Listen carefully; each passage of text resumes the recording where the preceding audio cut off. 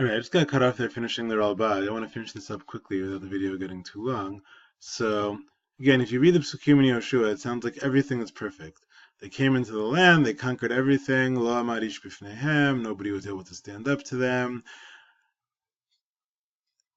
Everything they wanted, Natan Hashem biyadam, Hashem gave it to them, and all the promises that God had said about Bnei Israel, therefore, like what we read about Brit Bein B'tarim and Brit Milah, and we said to Moshe, all these promises of giving us the land, Lo nafal davar mikol davar hatov asher diber Hashem leBeit Israel hakol ba. None of those promises fell short.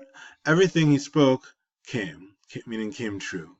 But what's bothering the Ralbag here is he says, wait a minute, Kfar nisharu behen adayin. There are certain places that were not conquered.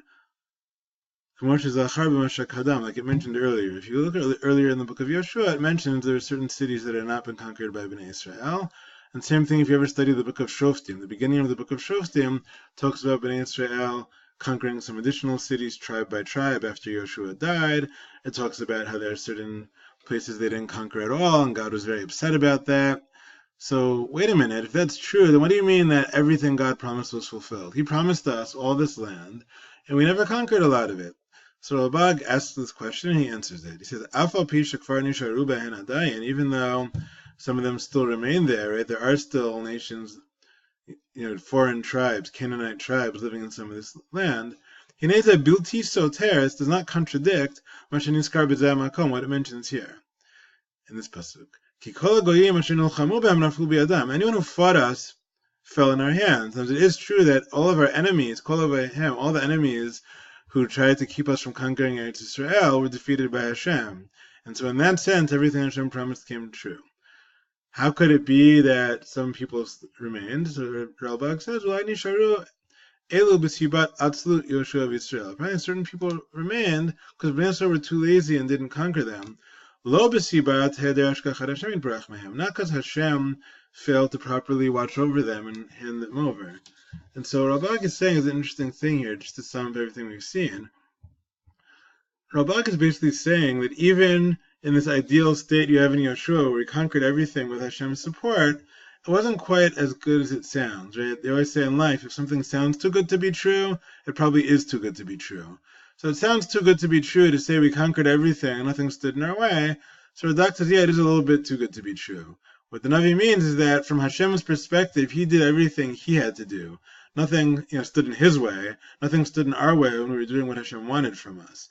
But we ourselves failed to fully fulfill this conquest. And so, if I were to summarize everything that we're seeing here, we see there's constantly this nuance and complexity.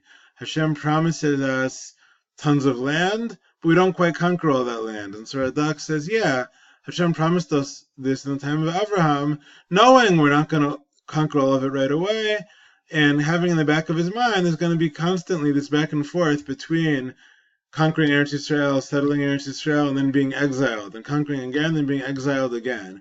And it's not going to be until the final redemption that we actually rule over this whole land that's presented here in Brit Bein B'tarim, including these tribes that most of us have never heard of because they weren't conquered by Yoshua. Moreover, God decides to tell us in Egypt that he's going to become our God first, and only then bring us into the land.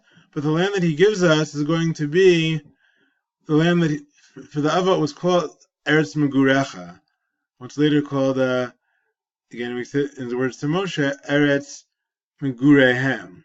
So what's this idea that the land could be called Eretz Megurehem, but could also be called Achuzat Olam in Breshit, or later called Morasha? What's this idea that on the one hand the land is the land of our wandering, on the other hand it's the land of our permanent inheritance? And so in different places, as we discussed in the first video, of Huffman and then in Tziv, they all kind of explain there's this tension. On the one hand, there are periods like the time of the Avot where they were like strangers in that land, so they wandered through it, and it's great they lived in the Holy Land, but they didn't control it, they didn't have a country there. And there are other periods where it's handed over to us as a permanent inheritance, so much so that, as the Netziv says, even if we then get exiled, we're always going to feel like it was still our homeland because it was a permanent inheritance. So even in generations where there was no Jewish state in Israel, or today where there is a Jewish state, but many of us live in the United States, we always think about the fact that our true homeland is in the land of Israel. And so the Ralbag further reminds us about this back and forth, that even when we thought we had full sovereignty, it wasn't quite as full as maybe it sounds like at first glance, because there are places that we failed to conquer. And so this gets us to think, and we're going to continue to discuss this throughout the semester, to think about what exactly is the role of land. If on the one hand it's so important that even when we're exiles, we're always supposed to long to return there, but on the other hand, God planned all along for the fact that sometimes we're going to be in foreign lands. He even had us be outside of this land when we got the Torah, so we wouldn't think that the land is more important than the values that we got in the Torah. He wanted us to know that the Torah comes first, and then when we have the Torah, we're worthy of inheriting the land.